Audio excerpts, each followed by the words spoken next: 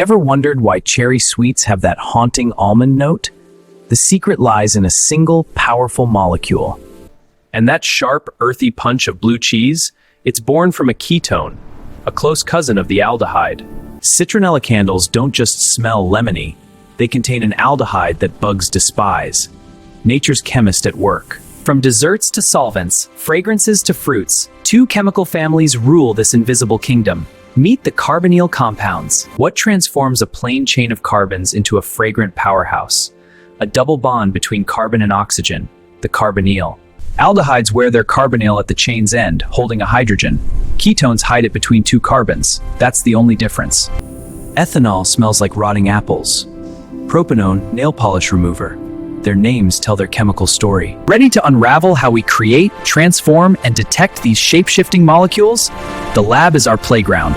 Let's begin. Aldehydes name themselves after the alkane. Just replace the E with al.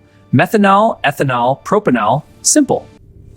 Ketones end in 1 and tell you where the carbonyl lives. Propanone, butanone, pentane 2,1. Numbers guide the way. Think of an aldehyde as a carbonyl with a hydrogen buddy. A ketone? That carbonyl is sandwiched between two carbons. Forever. Skeletal formulas strip away the clutter. That zigzag line tells you everything. The carbonyl is the last kink. Pentanes can hide their carbonyl in the middle or near the end. The number tells you exactly which carbon holds the double-bonded oxygen. Citronella's chain dances, but the aldehyde always leads at the very end. Drawing it is like tracing nature's blueprint. To make an aldehyde, we gently oxidize a primary alcohol. Watch the orange dichromate turn green, a color tale of transformation. If we don't distill the aldehyde out as it forms, it'll oxidize again into a carboxylic acid. Speed is everything. Think of an aldehyde as a carbonyl with a hydrogen buddy. A ketone? That carbonyl is sandwiched between two carbons. Forever. Secondary alcohols give ketones. No need to rush. Ketones can't be oxidized further under these mild conditions. Primary alcohols are vulnerable. They can over-oxidize. Secondary alcohols? Once they become ketones, they stop the attack cold. Think of oxidation like cooking. Primary alcohol needs quick capture of the aroma. Secondary alcohol can simmer all day without spoiling. Benzaldehyde, that almond flavor in your cake, is made on a massive scale by oxidizing benzyl alcohol. Same reaction, just bigger. So, primary alcohol to aldehyde, distill. Secondary alcohol to ketone, relax. Oxidation mastered. Reduction is the undo button. Add NaBH₄ and an aldehyde turns back into a primary alcohol. The carbonyl becomes an NOH. Ketones reduce to secondary alcohols. LiAlH₄ is so fierce, it must work in bone-dry ether. Even water makes it rage. Choose your weapon. NaBH₄ in water for gentle reduction, or LiAlH₄ in dry ether for stubborn ketones. Both give back alcohols. Oxidation and reduction, a chemical dance. Aldehydes and ketones are the pivot. Master the swing, and you control the fate of molecules. Why is the carbonyl carbon so hungry for attack? Oxygen hogs the electrons, leaving carbon slightly positive, a magnet for nucleophiles. Step 1. The cyanide ion attacks, the double bond breaks, and oxygen grabs both electrons, becoming a negatively charged intermediate. Step 2. The unstable intermediate grabs a proton from the solution, turning the oxygen's charge into a hydroxyl group. Job done. We generate HCN in the flask. Safer. KCN plus dilute acid produces the cyanide ions that extend the carbon chain by one atom. Nucleophilic addition adds a carbon. Your 3-carbon aldehyde becomes a 4-carbon hydroxynitrile, organic Lego at its finest. What if you want a carboxylic acid? Just hydrolyze that nitrile group with acid. You'll get a hydroxy acid, a building block for polymers and drugs.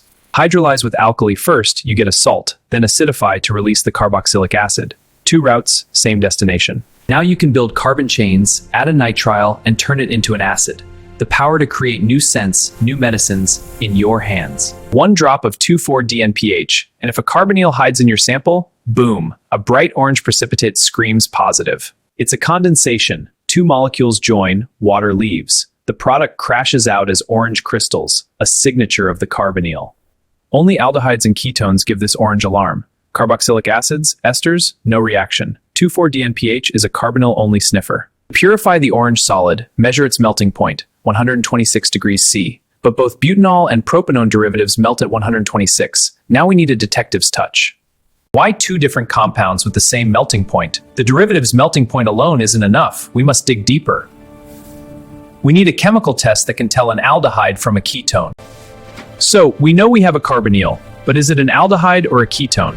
The answer lies in a silver mirror and a blue to red marvel. Tollens reagent, colorless. Add an aldehyde, warm gently, and a stunning silver mirror appears.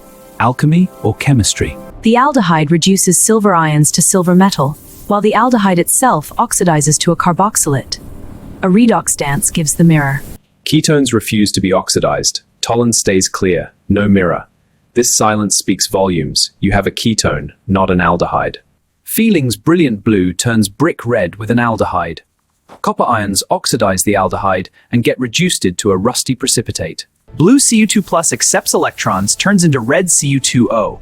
The aldehyde surrenders them, another redox confession. Ketones again shrug off oxidation. Fehling stays blue. No red precipitate means no aldehyde. The evidence is clear. Our mystery solid melted at 126 degrees C. Fehling's turns red, Tollens mirrors. It's butanol. The aldehyde betrays itself, and the case is solved. Silver mirror or brick red, both shout aldehyde. Ketones remain silent. Two tests, one truth. What if a ketone tried to bluff? Tollens and Fehling see right through. No oxidation, no color change. With Tollens and Fehlings, you now hold the keys to the aldehyde kingdom. But there's one more colorful trick. The yellow snow test. Add alkaline iodine to a methyl ketone and witness a pale yellow snowfall. Try iodomethane or iodoform, the telltale antiseptic. First, iodine replaces the methyl's 3 hydrogens. Then hydrolysis snips off CH₃ the yellow precipitate, leaving a carboxylate. Ethanol also gives yellow crystals. The iodine solution oxidizes it to ethanol, which itself is a methyl carbonyl, then the same reaction kicks in. Only molecules with a CH₃CO group, or those that can form one, give the yellow precipitate. It's a very specific clue. Yellow crystals melting at 119 degrees C, that's iodoform, confirming a methyl ketone or ethanol, another piece in the molecular puzzle. Infrared light makes bonds vibrate. The carbonyl screams at around 1700 wave numbers, a sharp, unmistakable spike. A broad trough at 3200, 3600, that's an OH alcohol or acid. Carbonyl is sharp, OH is wide, IR reveals functional groups in a glance. Every molecule has a unique IR fingerprint. Match the peaks, and you name the compound without a single chemical reaction. From the scents of fruits to the mirrors in your lab, carbonyl compounds color our world. You've learned their language. Chemistry isn't just formulas, it's the story of our senses. Hit subscribe, and together we'll decode the molecular world. Stay curious.